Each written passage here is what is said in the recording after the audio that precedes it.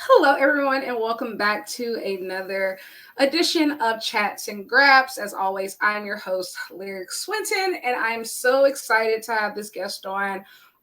If you remember earlier this year when I was at in London for All In weekend, I went to the amazing Rev Pro 11th anniversary show, and I got to see her firsthand in an awesome triple threat match. We have Hyan here. I'm so excited. How are you? I'm good. I'm so glad that you made it out to what that's far. It was far, but it was 100% worth the trip. It was a really great show too. I had heard about you a little bit beforehand, but I had never actually gotten to see you, Russell. So that was really a great introduction. And so, you know what? That's where we're going to start the conversation. So, you've made a name for yourself doing a lot of work in the UK. So, what is the significance, of British wrestling to you, specifically as somebody from Texas?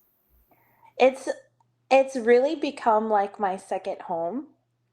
Um, I lived in Chicago for a bit, um, and before I moved back down to Texas, and like Chicago never really felt like home like the UK did, and I just love that scene. I feel like everyone there is very, especially in Rev Pro, like the locker room's very cohesive.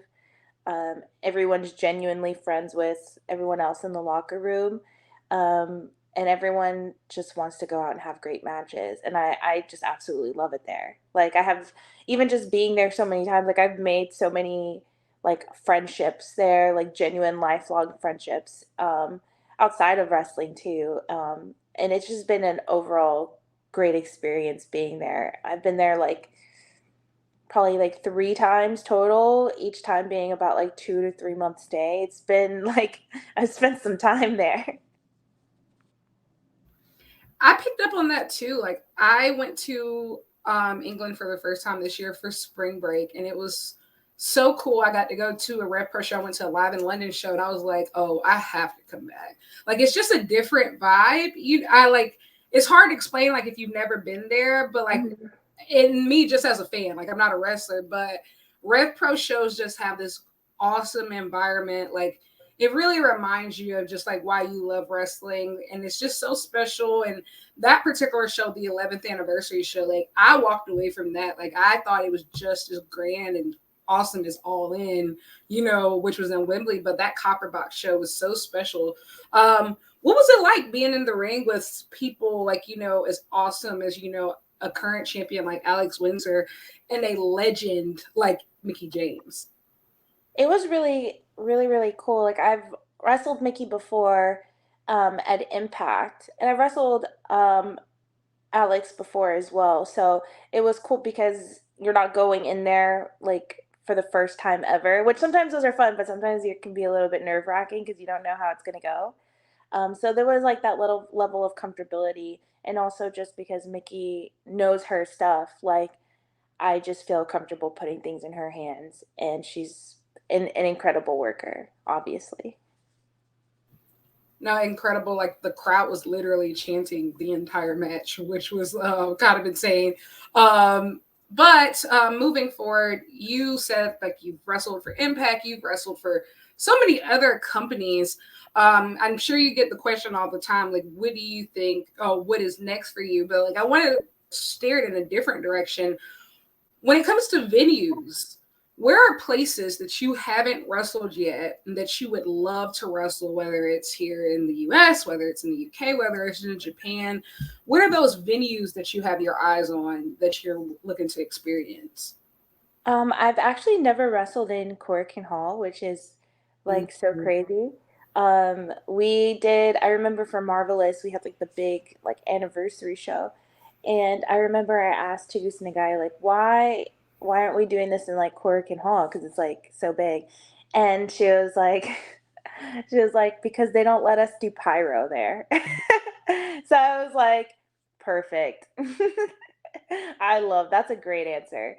Um, and my mom really, really wants to see me wrestle in Arena Mexico because, like, our family's Mexican. My mom's from there. Um, and I think it'd be like a cool little like full circle moment. I still have family that lives in Mexico, so I want to do it mostly just for her because I think it would make her really happy. But obviously, it'd be a very cool experience.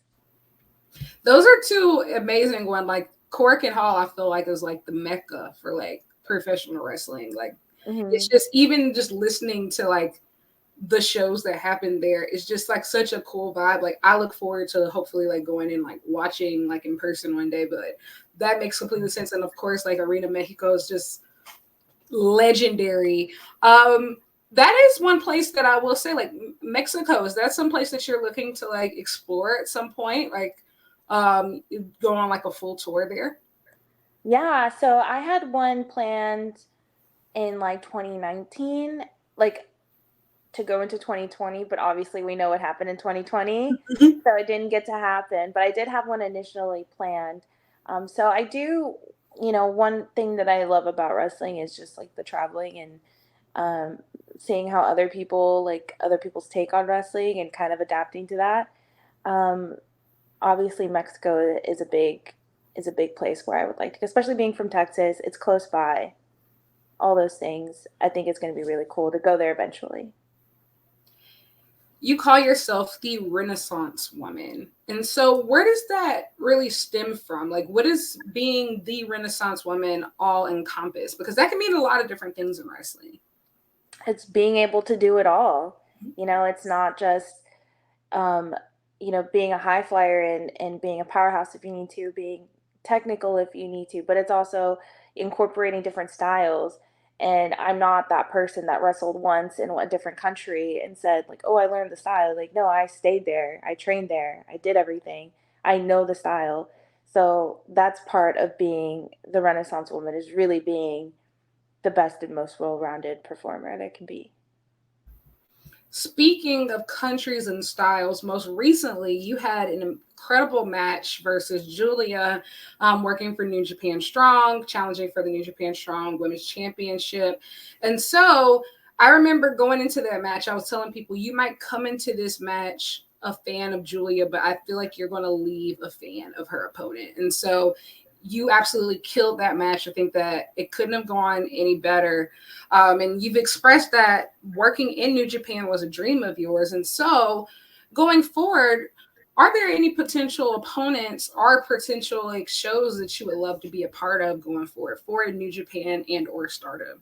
Yeah, I think just being with New Japan regularly would be incredible. Doing a show for New Japan in Japan or Stardom. I've never worked for Stardom before. I've wrestled in Japan with Marvelous. So returning to Japan is one of like my biggest goals, especially going into 2024. I think that that's a great segue. So going into 2024, I think you've accomplished a lot this year. Is there a lot left like that you're still looking to like accomplish? Like what are some of those short-term goals like you specifically want to get, checked off next year? I know you mentioned a couple of them. You talked about like hopefully getting to work in New Japan again, hopefully getting to work Cork and Hall, Arena Mexico, but what are some other of those short-term 2024 goals that you're looking to accomplish? I was actually talking to my husband about this like a couple weeks ago.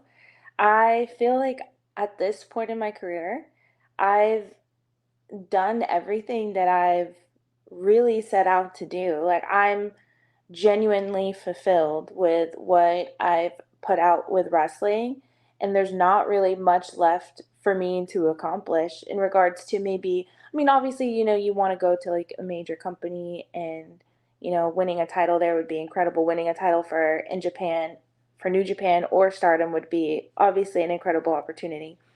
But aside from those things, I've been really fulfilled with my wrestling career. My injuries are starting to stack up. My lower back right now is absolutely killing me. So I wouldn't say I don't have too many goals left. I really just want to continue to have fun because I'm 30, I've been doing this for almost 10 years. And again, my injuries are really starting to rack up. My body's really beaten down. So I don't know if this would be like my last year wrestling. I'm not going to say that, but I'm really just looking to have fun because I don't know how much longer I have to do this, you know?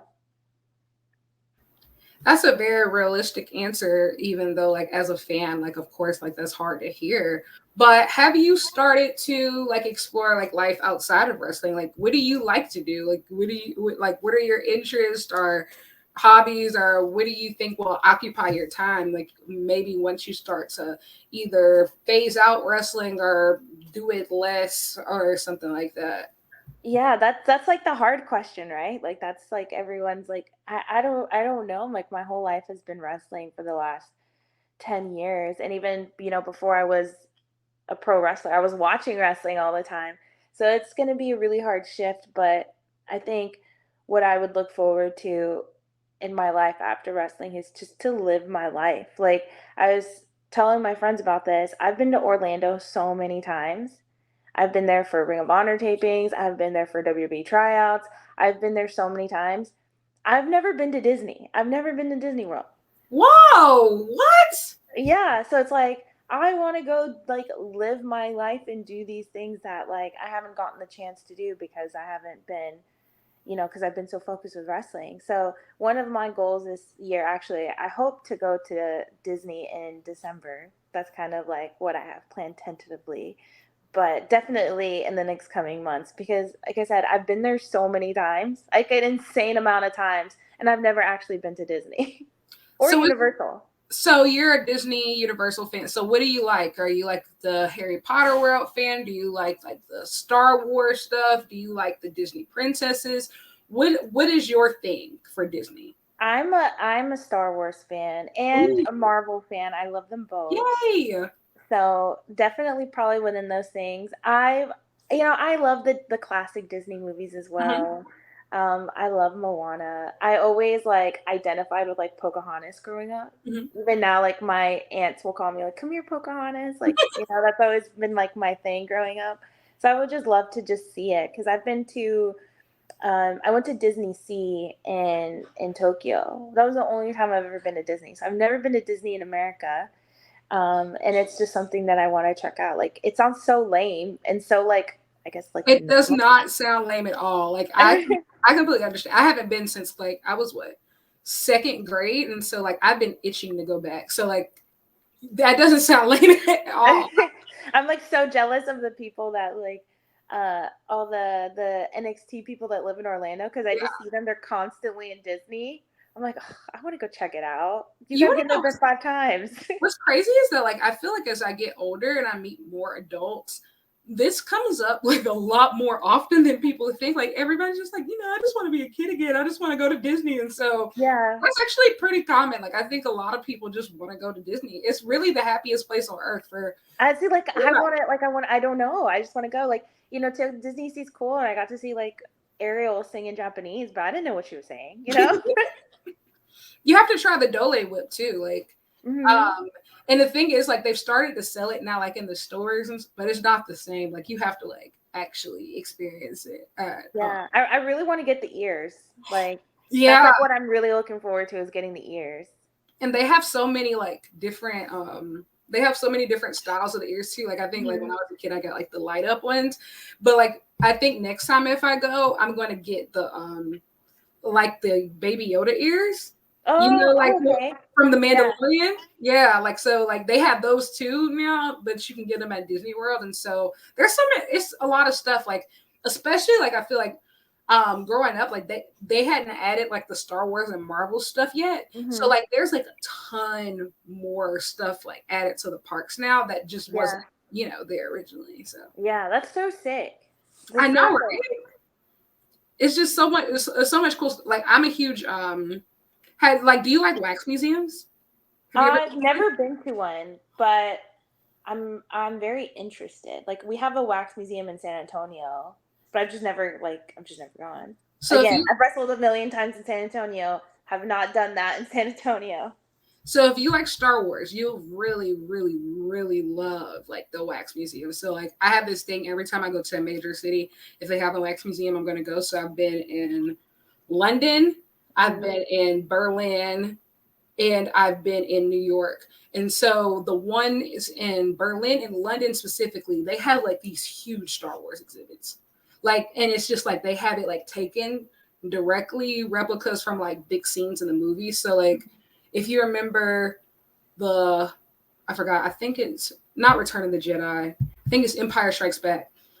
When the movie starts and Leia is under like has the chain around her neck, Yeah. Jabba the Hutt. So they have that like a replica of that like snatched straight out of the movie. That's Like pretty cool. I actually just watched the whole like 4, 5, and 6, like on the plane from Germany to America. Like that's oh my literally God, what my whole plane ride was. that sounds like a great time actually. I don't know, like that sounds like awesome time. Yeah, it made it go by faster for sure. Those are the best films. Like out of the whole like all 9, I would say those are the best ones. So I'm a huge Anakin fan, so. have you been watching the TV shows? I have been watching them. And I saw spoilers, people, sorry. Yeah, Like when he came back and I was like, oh shit. I remember like when the Obi-Wan Kenobi came out, like Yeah, that one was really that one was probably my favorite one out it of was all my of them. favorite. Like it was so good. Like Especially the ending, it was really good. they actually like and speaking of the Wax Museum, they actually have like the scenes of Anakin, like in like the final fight. Okay. So like they have like it's just snatched, and then they have the one where like right when Darth Vader cuts off Luke's hand in the I am your father scene, and you can like stand on the balcony that he fell off of. It's sick stuff. Like this is like my nerd is really jumping out. Like whenever Star Wars, I'm like, like it's so funny. Like I have these oven mitts out of nowhere. Yeah. I'm waiting to put in my kitchen. I just overshared a lot. But I'm really excited that you're going to be exploring some things that you like to do. And so, like, I know that you spend a lot of time traveling with wrestling. So, what's your favorite thing to either watch or listen to when you're trying to make time go by when you're traveling? I listen to an obscene amount of true crime podcasts. I love Murder with My Husband. That's like probably like my favorite one so far. I used to be into Crime Junkie, but then they kind of just got like really boring. And I used to listen to Morbid a lot too, but they kind of lost me. So I'll jump through, but I've been like Murder with My Husband has been like my favorite thus far, like solid. So, have you kept up with like the Murdaugh family murders? Yeah, I've seen every single documentary. Like I watch like ABC's 2020. If there's like on one on Netflix, like the Night Stalker one on Netflix is really good. Like it's actually scary. It's so funny. So, like, I'm from South Carolina. So, all of this happened like about an hour and a half away. And so, like, it's so funny. Like, our local newspapers, they literally set up an extra section on the website and in the newspaper and put it behind a paywall because it was just like the most popular thing. And it's so crazy. Like, in the actual court, the court proceedings, it happened it happened directly behind my therapist's building. And so she was just like, yeah, I see that man coming in and out of here every day. Like, because like we'll be on Zoom and she'll be like, yeah, like they were coming in and out of here, like all, right behind the building, like every single day. And so like it was happening like right in our backyard. And so it's always funny, like when people who aren't from here, just like I've seen absolutely everything. And it's just like, we're never famous for anything good. Like nothing good happens out here. I've seen too many like true crime stuff that will happen in Houston, and I'm like, oh, I know where that is. I'm like, ooh. There was a whole one on Netflix called The Texas Killing Fields. Mm-hmm. That's literally, I passed by that thing every time I had to go to like reality wrestling. Like it's right there, and I was like, that's insane. So on the Murdaugh mysteries, who do you think did it? He did it. You think he did it? He so did it. He so did it. Don't put me on that jury. It's so funny. One of my best friends, she was like hard down arguing that he didn't do it. He was covering for what's the son who like is still alive's name? Buster? Is that not his name? Oh, yeah, yeah. I'm like, I don't even know which one's alive because he killed all of them. Well, he killed one, the other one died, right? Yeah. And Yeah. so like one of my friends was arguing, like, I think that he's covering up for him and he didn't actually do it. But then like I think like when like that last wave of information came through, she was like, oh no, he did it. Never mind. Like Yeah. he totally did it. That was absolutely insane. Like I remember like the it's so funny because like I get email alerts and so they were like, yeah, he almost like he somebody shot him, but I think that he set somebody up to like kill him, and then was like no, and then it was just I was Yeah.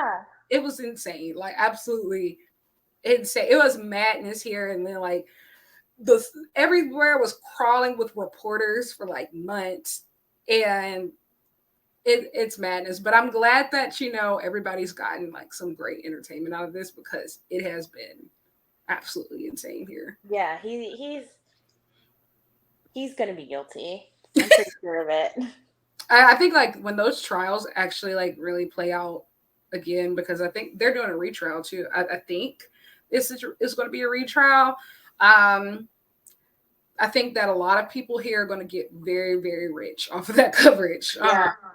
Like I truly believe that the Murdoch stuff has kept the newspaper industry here in South Carolina alive. Like no, like has literally kept us afloat.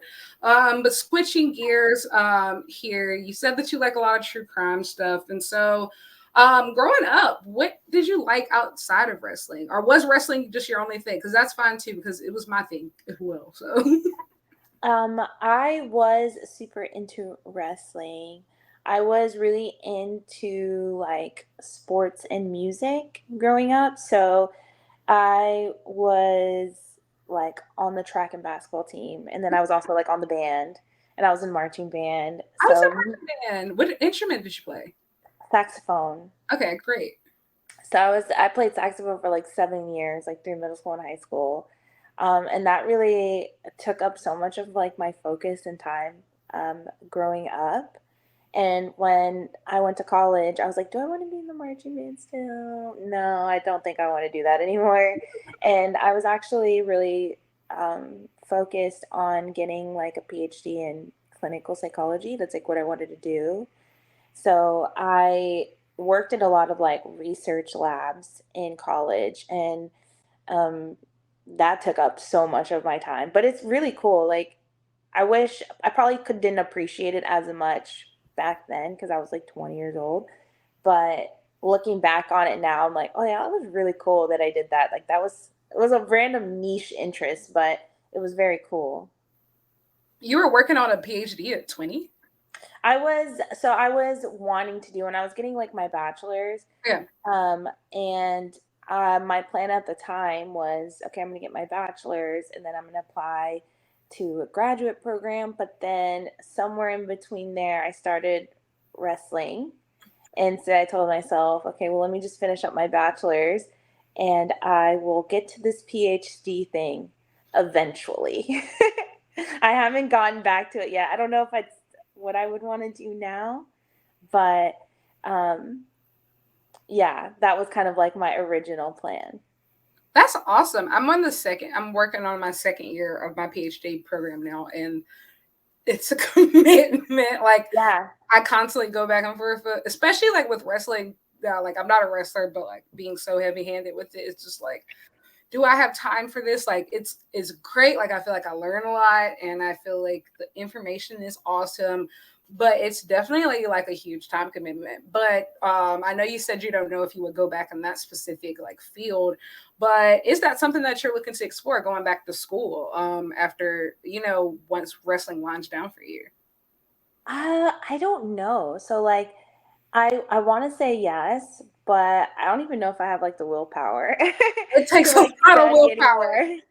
It takes a lot of willpower. So yeah, I'm like I like an ideal world, yeah. Do I think I have what it takes? Probably not. Not anymore. It's like they tell you like too, it's like once you've been out of school for a while, it's always really hard to get back in. And I'm like, maybe not. We'll do something else. And also like the structure is weird too, because like Yeah. undergrad, like you're living on campus, like life is just school. You might have extracurriculars here and there, but like it's just you really don't have to worry about that. But then like when you go back, especially if you've taken time off, like when you go back, you already know like you're a real adult, you have real bills, Hmm. you have real commitments, and then like you're trying to do the school thing on top of it, and like there's no give in either one, and then Yeah. like, you have none of the social benefits from like under. Right. So it's just like Exactly. all work. So I completely understand you. Like it's definitely a commitment. But I like don't know you, how people do it. Like I think I saw when Nikki Cross got her PhD, yeah. while she's working in WWE, same with Xavier Woods. Mhm. I don't know how they did it, and mad props. Like that's insane. And Nikki was doing it literally with a whole another country because like I Hmm. think her degree is like from what Edinburgh, and like she was like working and wrestling in the U.S. Like I have no idea how she Hmm. pulled that off. Like more power to her, but that's absolutely insane. Yeah. I commend the people who are able to pull it off. Like even be like I write one paper and I'm just like I don't need this. I don't think I need this degree. Like, I think I might quit. Like, it's just, Hmm. so I think you have to definitely have a lot of willpower and the PhD is not like even like a master's. It's Like 4 or 5 years. yeah, you're looking at a long time and like for like the STEM people, like I'm not a STEM person, like I'm gonna be honest. Numbers and science kind of like makes my brain go crazy, but like the STEM people who do it like are like super, super duper smart. Yeah. Yeah. It's absolutely insane. And so Um, I look forward to seeing whatever you do.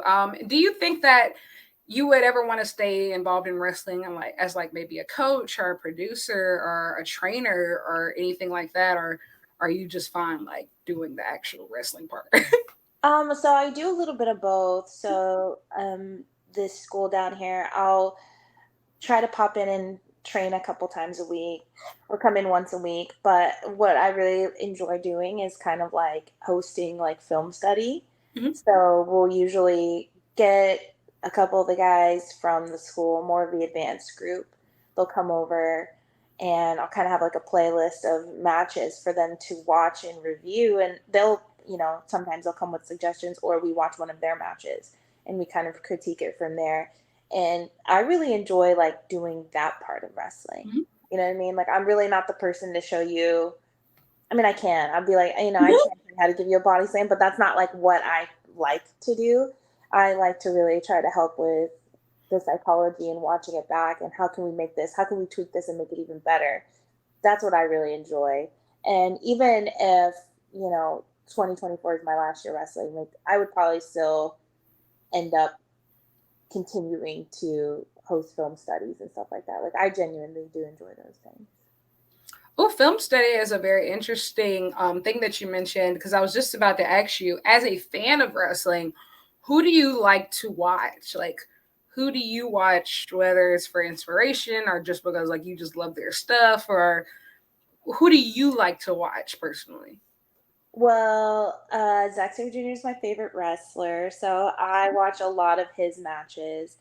And I enjoy watching a lot of Will Ospreay stuff, especially, I mean, he's really like the best in the world right now. Absolutely.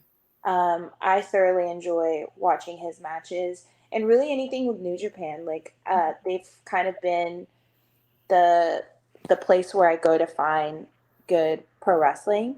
I enjoy AEW and WWE as well, but New Japan really is the style of wrestling that I really enjoy. So that's kind of where I tend to do my deep dives. Hey, I feel the same way. New Japan is my GM. And so, in closing, what is up on the horizon for you for the rest of 2023? Like, what are any matches you have scheduled or any things that you like to, get out there? This week, I am tagging with Stephen Wolf against Laney Luck and GPA at Freelance.